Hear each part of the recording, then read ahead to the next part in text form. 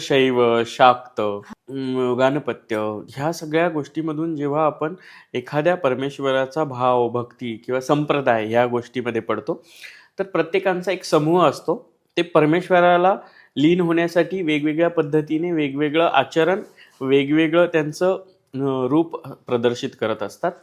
त्याच पद्धतीने वारकऱ्यांनी बुका लावला म्हणजे तो वारकरी संप्रदायाचा आहे ही खूण ठरवली.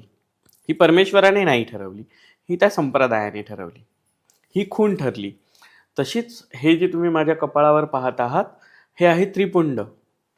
यामध्ये रामही आहे, यामध्ये ब्रह्मही आहे, यामध्ये साक्षात शिवही आहे. हे बघा, तुम्हाला जे राम दांडी दिसते नाही, ही दांडी हरी आहेत. हे चक्र ब्रह्मचक्र आहे, हे ब्रह्म आहेत. आणि हे त्रिपुंड म्हणजे साक्षात शिवशंकर आहेत. भेदभाव करण्यापेक्षा त्या त्रिगुणात्मक स्वरूप परमेश्वराला त्रिपुंड स्वरूपामध्ये आम्ही आमच्या कपाळावर धारण करतो.